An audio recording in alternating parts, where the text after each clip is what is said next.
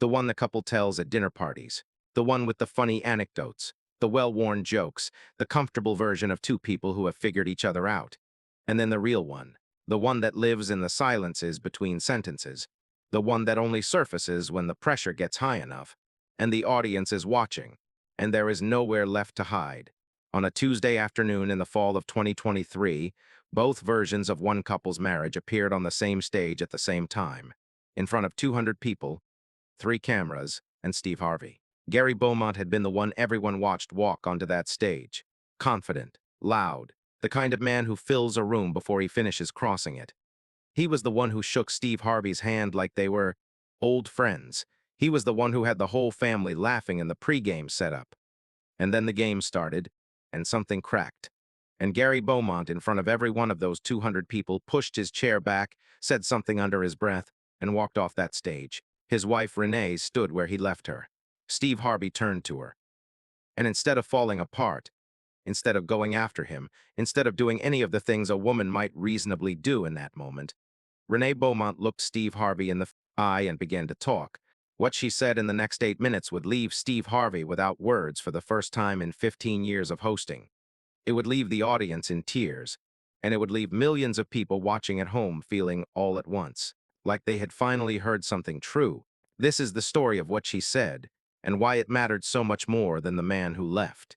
Renee Beaumont was 56 years old, and she had spent the better part of 3 decades being the quieter half of a marriage that most people, from the outside, assumed was working just fine. She had grown up in Shreveport, Louisiana, the daughter of a Baptist minister and a school teacher, a household built on discipline, service, and the belief that you did not air your troubles publicly. You prayed about them, you worked through them, you kept the family together because the family was the thing. She had carried those values into adulthood with the kind of faithfulness that looks, from certain angles, like strength, and from others, like something more complicated. She had a degree in social work from Louisiana Tech. She had worked for 11 years as a family services coordinator for the state of Louisiana before shifting, in her early 40s, to private practice as a licensed counselor. She helped other families talk through their problems for a living. The irony of this was not lost on her. Gary Beaumont was 59. He had worked in commercial real estate in Shreveport for 30 years and had done well enough at it. Not rich, but comfortable. The kind of comfortable that came with a certain confidence in his own judgment.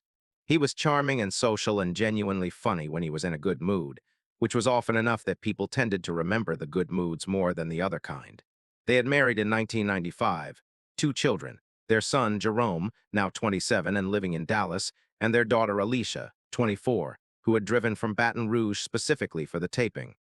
The fifth family member was Renee's older brother, Calvin, 61, a retired postal worker from Shreveport who had a dry wit and a deep suspicion of anything that required him to wear a matching shirt with other people. He wore the shirt anyway. It was red. The Family Feud application had been Alicia's doing. She had submitted it 18 months earlier as a Christmas gift idea.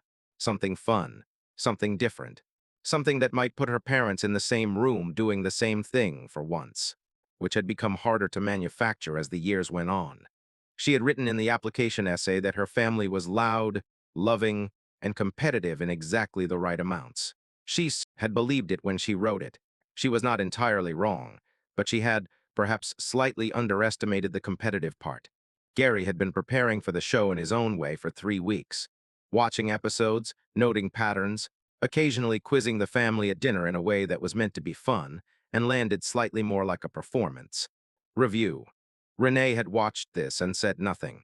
She was a counselor. She recognized the behavior. She had learned over many years that some conversations were more productive at certain moments than others, and that a dinner table 3 weeks before a game show taping was probably not the right venue. She packed her patience alongside her red shirt and got on the plane. The Beaumont family was matched against the Chen family from Phoenix, Arizona, a multi-generational group anchored by Linda Chen, a 8-year-old restaurant owner whose family had been running a dim sum establishment in Phoenix for 22 years. They were warm, strategically coordinated, and had clearly also done their research. The game opened with Gary winning the face-off. He buzzed in before the question was fully out of Steve Harvey's mouth, answered correctly, and turned to his family with the satisfied expression of a man whose preparation had immediately been validated. Steve Harvey laughed and called him the fastest hands in Louisiana. Gary loved this. The Beaumonts played the first round with genuine energy. Calvin got a good answer that surprised everyone, including Calvin. Alicia delivered cleanly. Jerome played confidently. Renee, when her turn came, gave an answer that was precise and correct, a #1 response.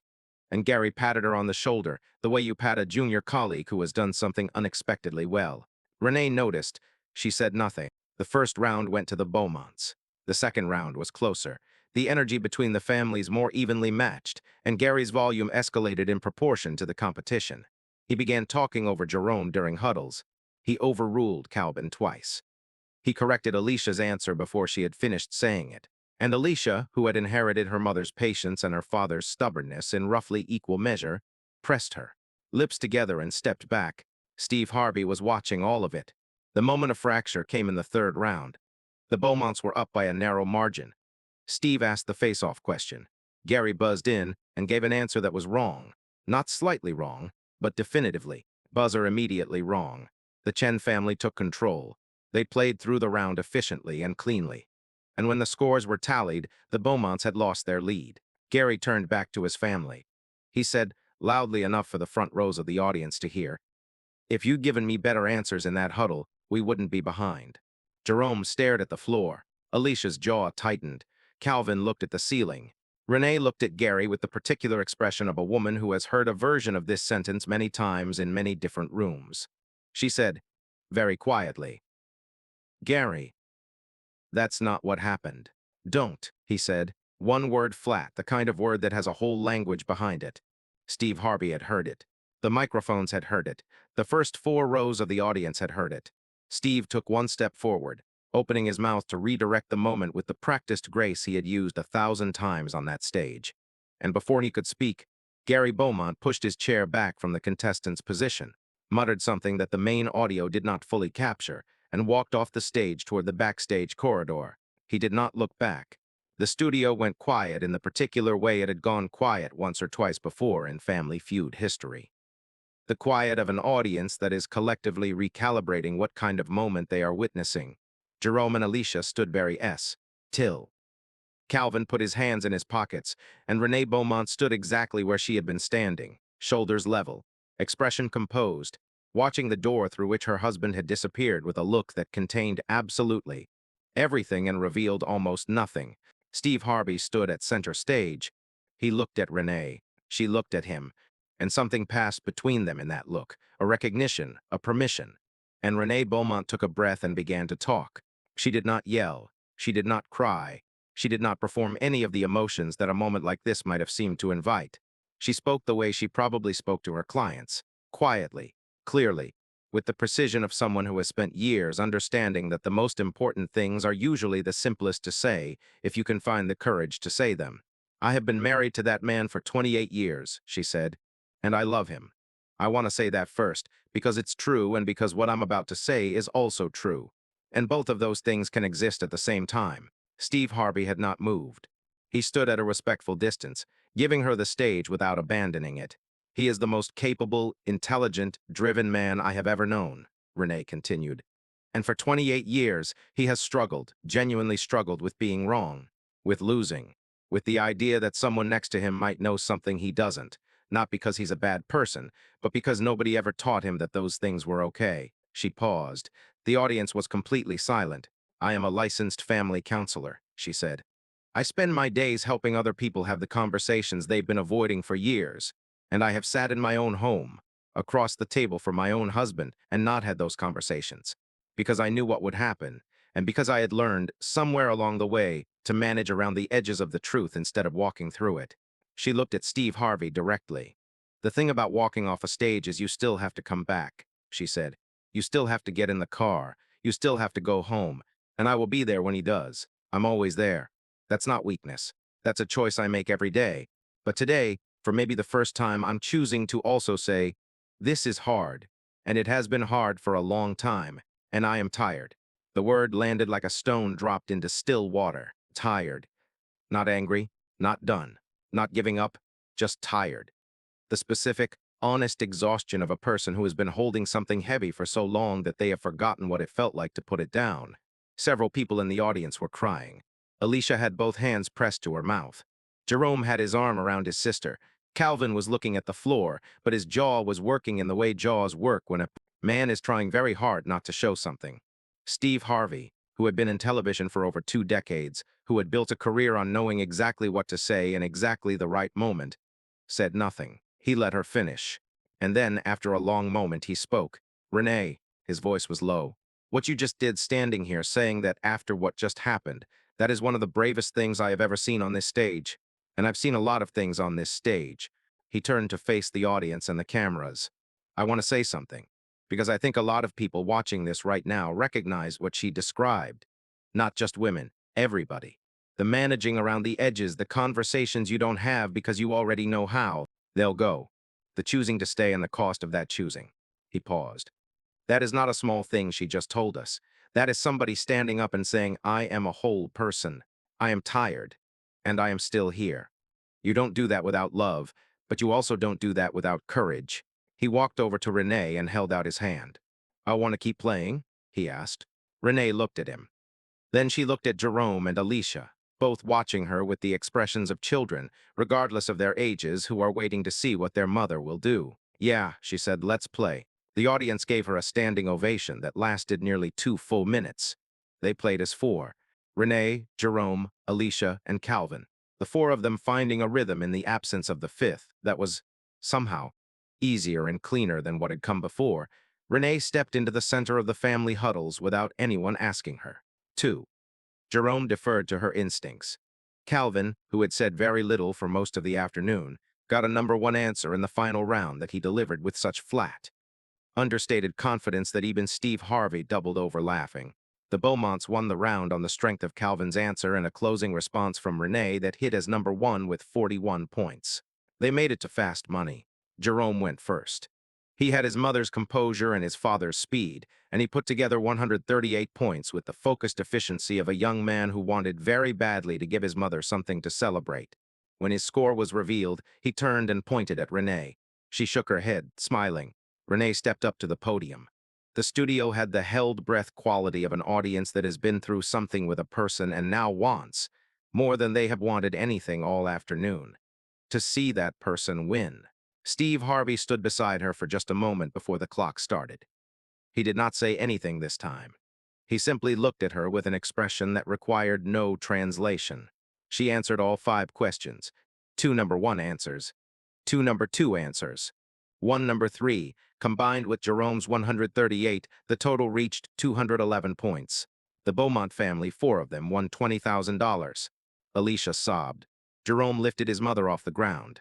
Calvin said in his dry, unhurried way, "Can we go home now?"